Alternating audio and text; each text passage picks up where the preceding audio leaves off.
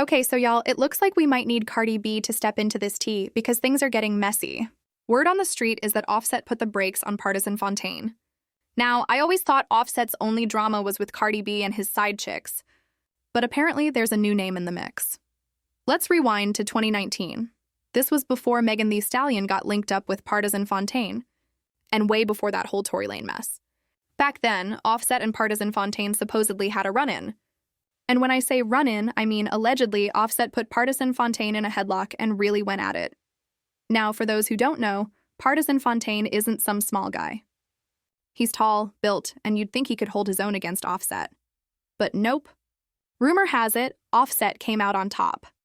The story goes that Offset felt like Pardison was spending way too much time with you-know-who and getting too close. Allegedly, Offset made sure Pardison got the message, basically either step back or stop working with Cardi B.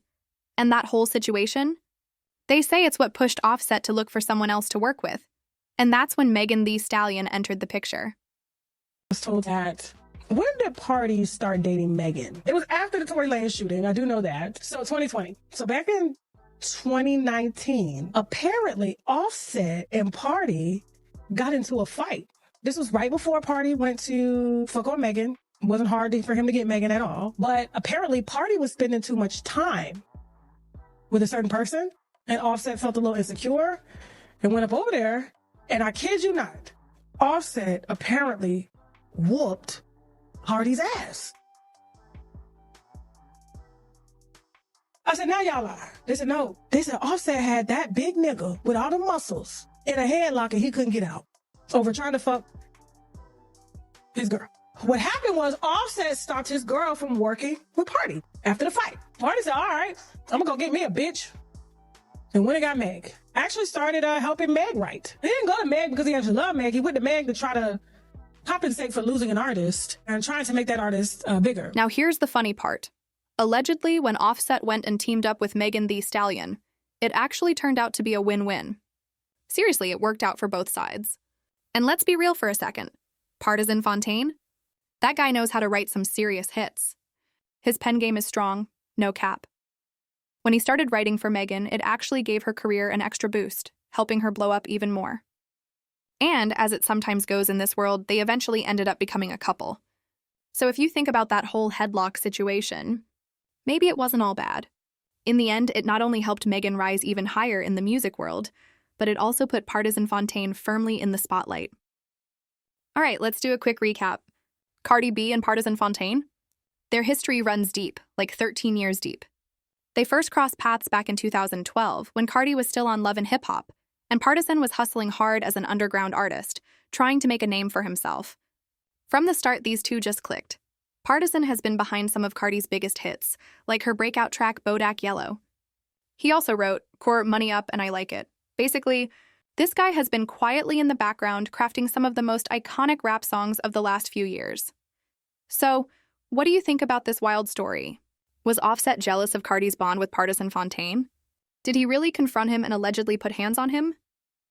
You TikTok bitches did a spell on me. Ever since I did that little fake joke and shit, and y'all wanted to be fake, fat, phobic, offensive, I gained hella weight. I'm 160 pounds. 160 pounds. I've never been this big. The biggest I've been was with Wave, and I was like 148. I was really tiny with. I was really tiny with Blossom. I'm 160.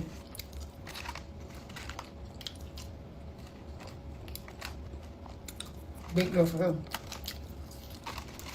And everything is on my hips and ass, and my stomach, and my face, and my legs.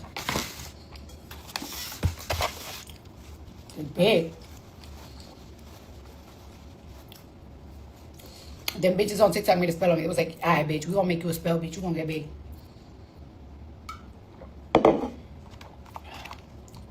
I know my ass and hips look crazy right now, but I know I'm losing.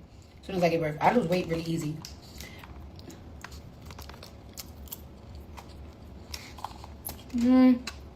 After this album roll out, I gotta do tour prep. You know, I never really thought about how would I have like a setup for a tour. Because I did a lot of shows. Excuse me. But now I got to put like a lot to it. On production. On everything. I got to think about that shit. I got to get my baby nursery done.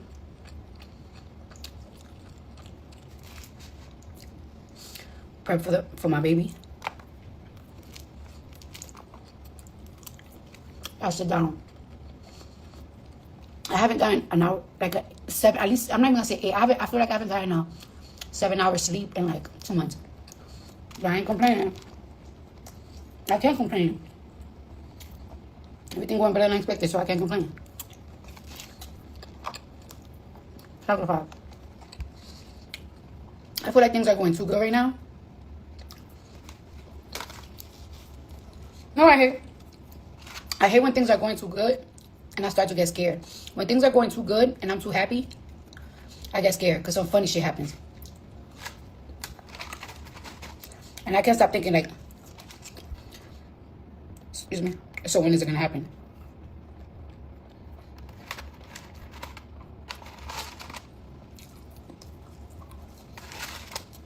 Because I feel it.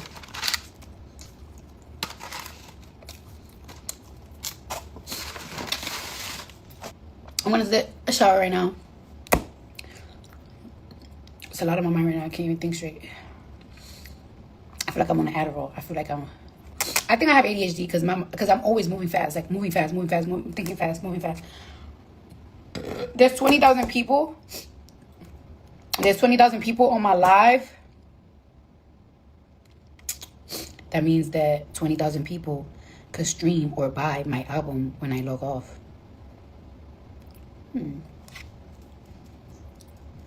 Have a good night. Better Than You is one of my favorites, and it's actually like very like underestimated one, but it's really one of my favorite. I'm a bad bitch and on my mirrors. I'm saying, what are this bitch is clear? Being like, use my biggest fear. I do it bigger than bitches and mirrors. They throwing shots, then tell them cheers. You know my level, bitches tears. On my cars, a chauffeur. I ain't touched door handles in years. Hoes gotta talk behind my back, cause that's where them hoes be at. Cause that's all them hoes gon' see. This fat ass as long as we. I'm doing shit they can't believe. I'm doing shit that they can't fathom. 7 years off and still a classic. 7 years off and still ain't past it. Eating hoes up. Give me a napkin. Yeah. Bitches hurt. Ooh, get on my aspirin. Dad, take me to Aspen. I want to twerk in the cabin. Pretty hoes, do what they want. Who does the law of attraction? How I'm doing? Better than you. Better than who? Better than you and who, bitch? Better than you. Smell, eye, taste, face. Aha. Bitch, I'm better than you. That's your friend. Fuck that bitch. I'm better than her too. Okay. Shitting on hoes. I got what? Nothing better to do. Okay. Yeah. Better than you. Face bomb. Face bomb on body galore. I should have said face bomb on lyric galore. And there you have it, y'all. The full story behind Offset, Pardison Fontaine, and how Megan Thee Stallion somehow got caught up in all this drama. It's wild to think about. One moment, it's just music and collaborations. The next, it's alleged headlocks, jealousy, and career-changing moves. But here's the thing. Sometimes, the messiest moments end up shaping the biggest stories. Megan's rise, Pardison's spotlight, even Cardi's journey, it's all connected in ways most of us would never imagine. And Offset? Well, whether you think he was just protecting his girl or acting out of jealousy, it definitely changed the game for everyone involved. So, I've got to ask, what do you think really happened behind the scenes? Was this just business, or did emotions run way too high? Drop your thoughts in the comments. I'm dying to hear your take. And don't forget, if you love this tea, hit that like button, subscribe, and turn on notifications because trust me, you won't want to miss what we're diving into next.